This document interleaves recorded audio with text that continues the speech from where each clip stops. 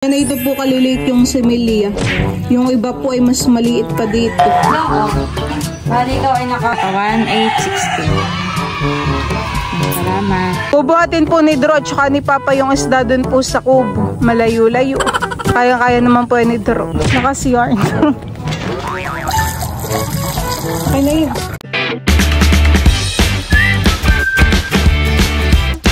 What's up mga kamilot? Welcome back sa aking channel. So for today's vlog po ay maghuhulog po kami ngayon ng mga similya ng alimango sa palaisdaan. Diyan po mga kamilot at meron pong nagdala ng anong similya ngayong umaga.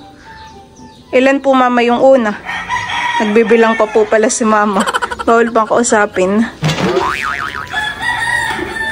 Ganayin po kalalaki yung mga similya ang hinuhulog po namin. Yung iba naman po ay medyo malaki na. Pwede pa po sa maliit na timba. Mga similya. Huli siya nito ng Papa. Sa sima. Yan po lagi ang nagdadala sa amin ng similya. Madami, hindi pa rin po si mama tapos pagbibilang. 25. Araw-araw ganito na nagdadala. 26. Iniisa-isa po ni mamang bilangin. Kinukuha po namin na yung similiyang puti. Meron pong similiyang pula. Ilan na po mama? 30? Ito sa ilog lang yun.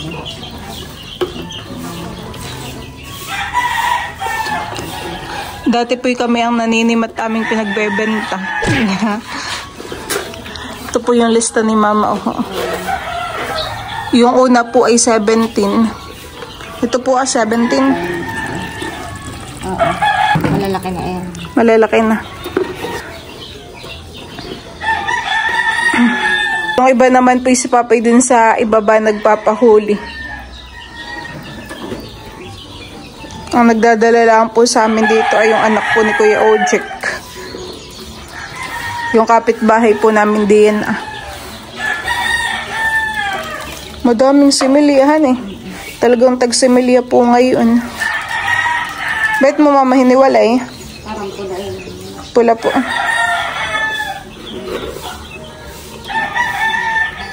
May mas maliliit pa nga po diyan eh, han eh.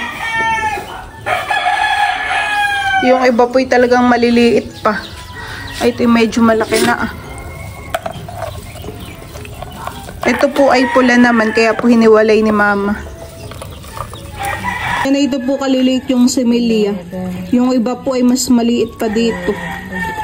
Yan, dito po ay similiyang pula. Gawa ng dito po ay may pagkalaw ang kulay. Dami lola.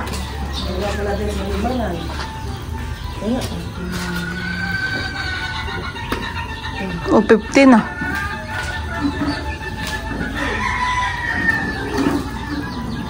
Dami.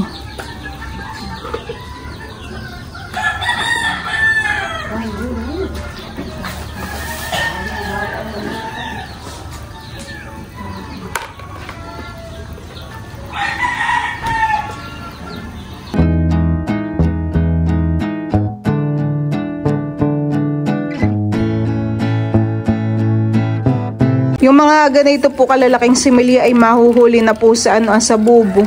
Pero yung maliliit po ay nahuhuli na sa sima. Ganito ang pula. Tingin po.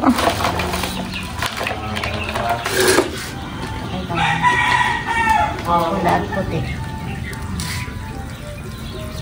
Ito yung puti, tapos ito yung pula. Medyo mamula-mula nga po mamahan. Ito yung lumalaki ng 2 kilong mahigit. Ayan pong pula. Ito ay hindi masyadong lumalaki. Pero yung presyo po niya kapag binili natin, magkaiba na. Mas mura po yung pulahan eh. Yung pulang similya. Kapag po maliliit yung similya ay ang bili po namin ay 7 pesos. Pero kapag po malalaki ay 20 pesos. Hindi. Pag sa kanila 20 rin ito. Yung mga sumisuna sa ilog na parang mga langaw-langaw. Yun ang shellfish. Pero parang ganito din lang kalaki. Lahat po ng dinadala sa aming similya na hinuhulog po namin ay inililista po ni Mama. Para alam po kung ilan na lahat yung mga naihulog. Nasa ilan na po, Mama? Secret. Aba, ayaw pang sabihin. Marami-rami na rin. Nung nakaraan naman po Nung nakaraan naman po sunod-sunod, han eh. Dami talagang nahuhuli. No, oh. Bali ikaw ay yung similyang puti ay 88. Times, ano po yun? Times 20, tapos ito times 7. Ikaw ay naka 1816. Salamat. Yan po mga kamilot at kami po ngayon ay nandito po sa palaisdaan. Ihuhulog na po namin yung mga similya. Bayan po kay Drew. Tapos ay si Papa po ay merong biniling isda. Pamakain po sa alimango. 33 kilos lang yan. Ay, atin na muna hulog dito. Tara po. Madamihan eh. 88 tsaka yata 57 lahat yan. Anak po ni Kuya Ojik.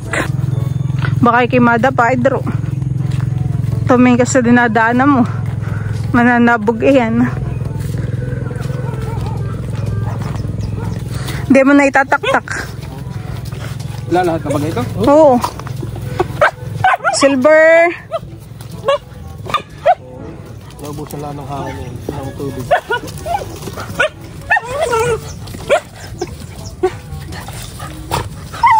Ano kaya itong mga aso eh? Tuwan-tuwa. Ayan naman po yung similyang pula yung nasa plastic. Dito po sa kabila ni Papa hinuhulog.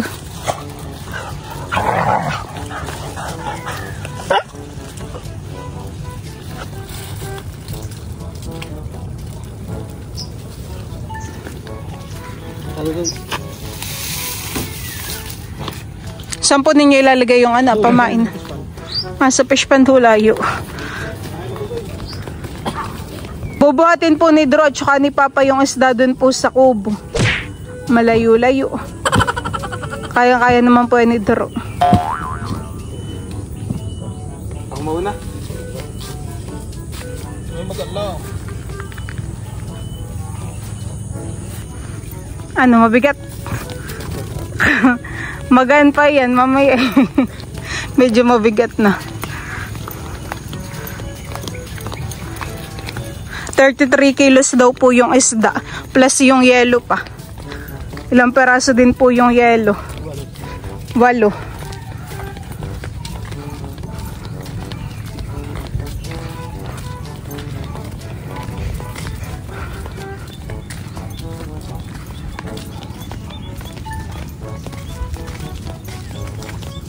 Dati po yung isda dito nakalagay. Ay ngayon po idadalhin na ni Papa sa sa kubo.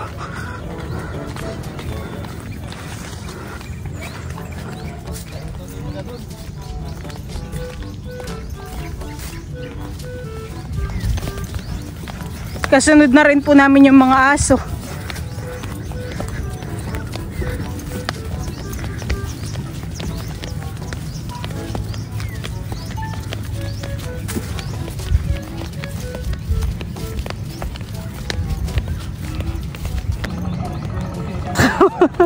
Lakas. Lakas yarn.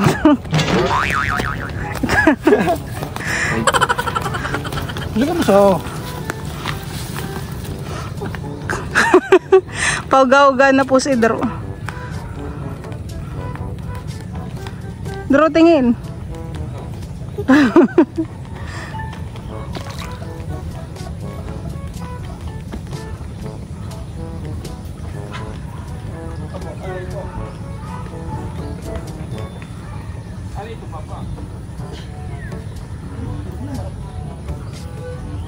Si Papa po dito ay nagkakayas ng ng kawayan.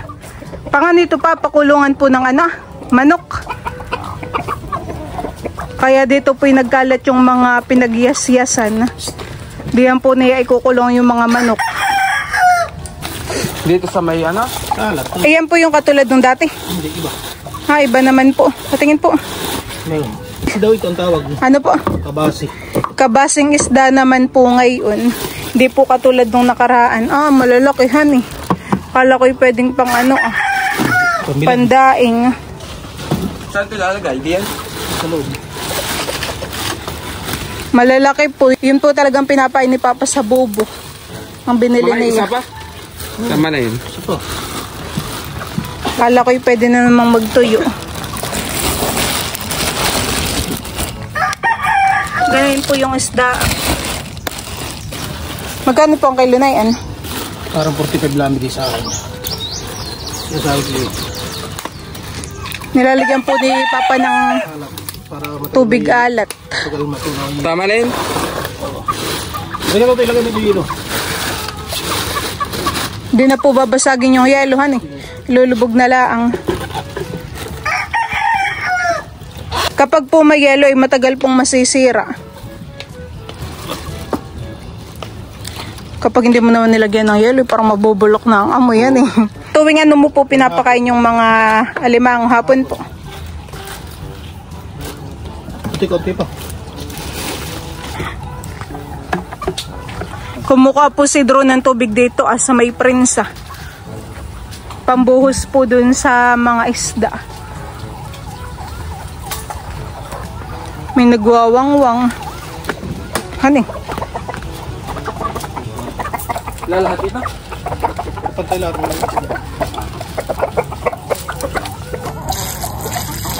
Okay na yun. Tulog.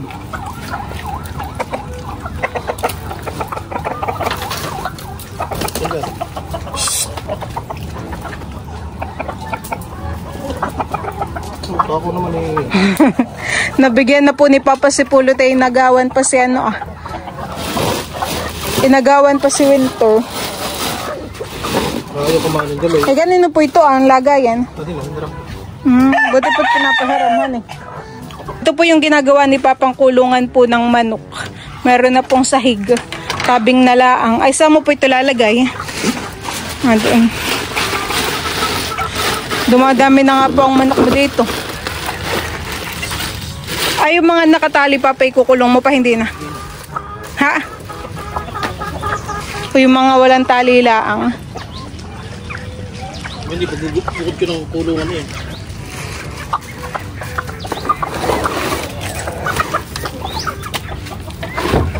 Si TV ang kumain ng binigay mo?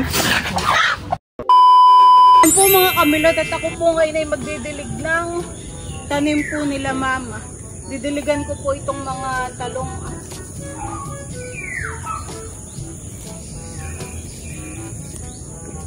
Para po sumigla ang kanilang buhay.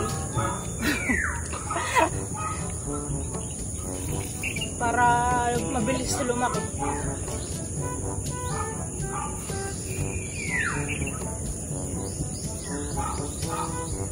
Yung mga gulay dito may mga bulaklakhan eh.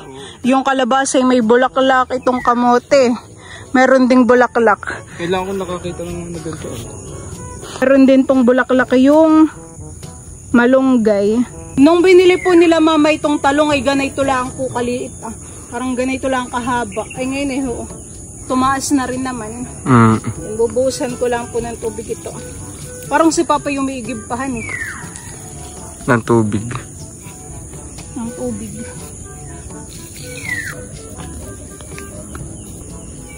Yung ibang dahon ay nagkakasira.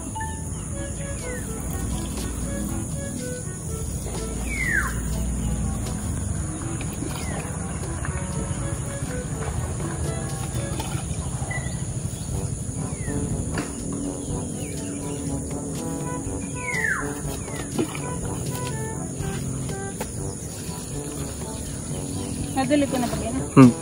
Oo. Parang hindi pa. Ang dami bukas silyo. Ata ko na. Pipitasin ko na rin dito yung sili ate. Hilog na naman ay mabubulok lang. Ang kunin mo na lang ay yung red honey. Oo, mga hilog. Ilan baga yan?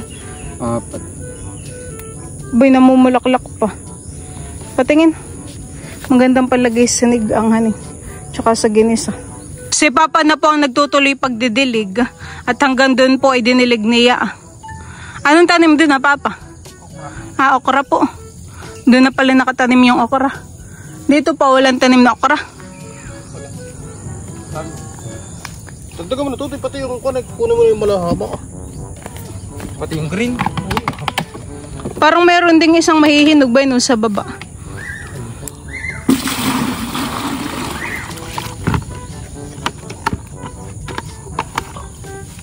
Kamamay na. Balik na. Ito ah. Oo, iyan. Oo, mahal. Nag-iiba na po. Kunin mo lang yung malalaki. Kamamay na wala na ng pag-asa rito. Hindi daw lalaki. Sabi lalo pagka hindi ko dinilig.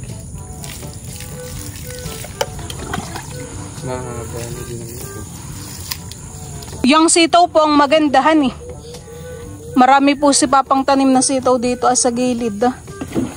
Nandito pa naman po yung mga kawayan. Diyan po ulit gagapang yung mga sitaw.